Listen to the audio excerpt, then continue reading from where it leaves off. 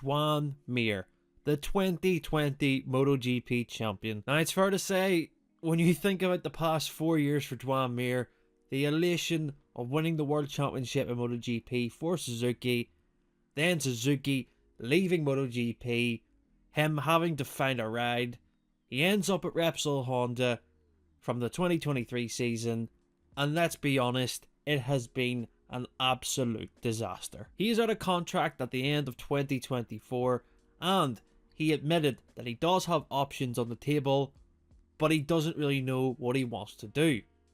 Now that to me is a worrying sign. Either the offers that he's received isn't an improvement on what his situation currently is, or he is thinking about something else. We're going to discuss where Joan Mir could end up in 2025.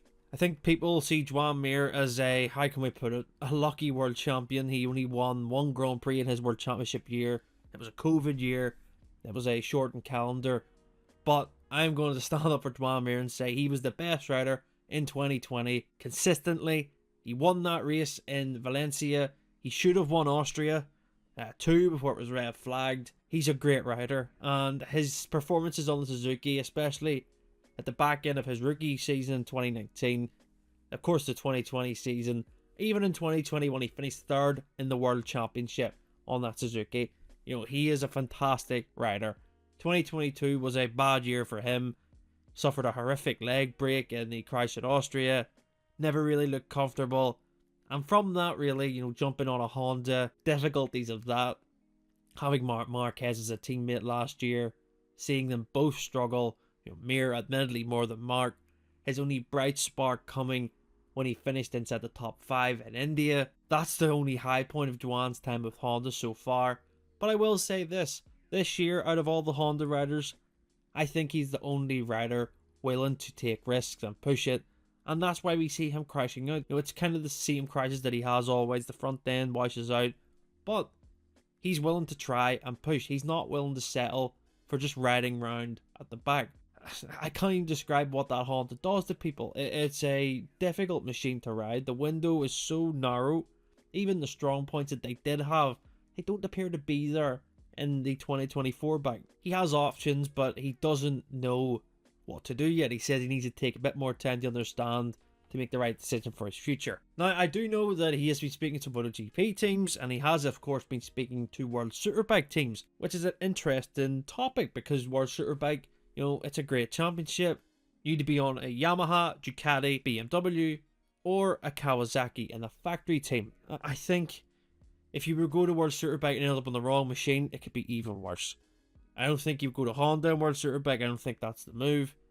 But MotoGP, for example, for Joan Mir, where could he realistically go? Now, there is the option, of course, he could extend to a 3rd year with Repsol Honda for 2025. Still continue to be the team leader.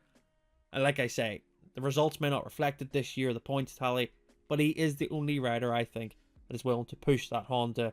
And if he does crash, so be it. He's trying to improve it. Then there is the rumours that I've seen about the Trackhouse ride. Now, I don't know who he would replace. Would it be Ralph Fernandez or Miguel Oliveira? In the past week or so, it's been said that Davide Brivio and Joan Mir would like to link up again for the 2025 season. Now, of course, as you know, Davide Brivio was the team manager at Suzuki when Joan Mir won his world title. He signed Joan Mir in 2018 for the 2019 season to be with Suzuki. It's a great story between those two, and I think that Brivio knows the talent that Mir has. He wants to get him on a competitive bike. Whether Mir would ride a latest spec factory Aprilia or would it be the year-old model, I still think it'd be better than his current option at Honda. I think the possibility of that happening, it depends on this market. We've said so much about the Ducati situation, but the Aprilia situation as well. Miguel Oliveira has made it clear he wants to ride the factory Aprilia, but as you know, so many other riders do as well. It's an incredibly complex market that we have because Aleix Espargaro is going to make his decision in his career. Who knows, Aleix Espargaro could continue with his career with Aprilia. He might not retire after all or take up the test rider role.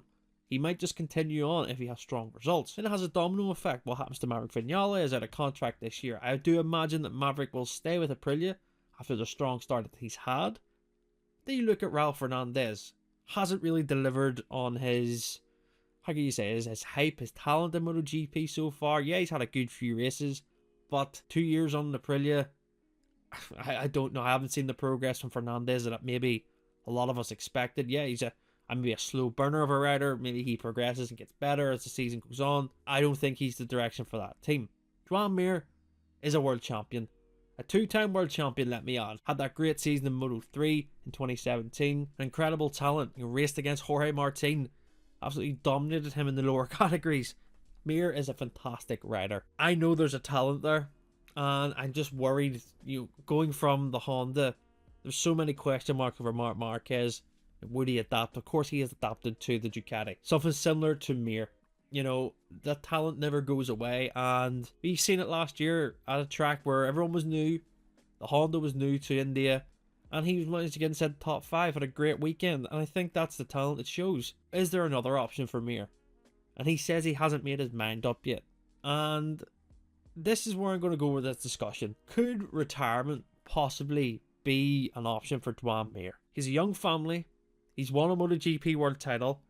He's the same age as me, which you can do your Googling. He's 27 years old. And I think after having such a difficult time with Honda, caught up in the project of Honda and the difficulties that they've had, the stresses that it must have on him, knowing each weekend that maybe it's not going to improve, that has to affect him at some point. Will he consider retirement? I hope not. It'd be such a sad story for Joan to do that. But of course it's his decision. But I think he will sign for someone else in MotoGP. There is options, of course. A gas. There could be an option there for him with the Tech 3 team. I don't know if that's a possibility, but I'm just naming out seats. He isn't going to get the factory Ducati seat. He isn't going to get the factory Aprilia seat. He's got a couple of options. Like I said, MotoGP. He could stay with Honda and see out that project. But he wants to win. And he is a winner. He's only won one MotoGP race. But he's a fantastic rider. And he deserves to be up there, fighting at the front. They're fighting for the points, fighting inside the top 10. I really hope for when he went to Honda that would be a different story, but that just hasn't worked out. And what will Mir do? I'd love to know your comments. I'd love to know your thoughts in the comments below. I could see him staying in MotoGP. He would only go to World Superbike, I believe, if he had a really competitive machine. Such a competitive class as well. Joan Mir, what does the future hold for him? Let us know in the comments below. If you enjoyed the video, make sure to subscribe. Don't forget to listen to the Crash MotoGP podcast, where you can hear myself, Pete McLaren and Rob Jones talk about everything MotoGP. Episode coming next week where we'll preview the Catalan Grand Prix and of course talk about the all-important rider market. Will Ducati make their decision after next weekend? Until then, I'll see you next time.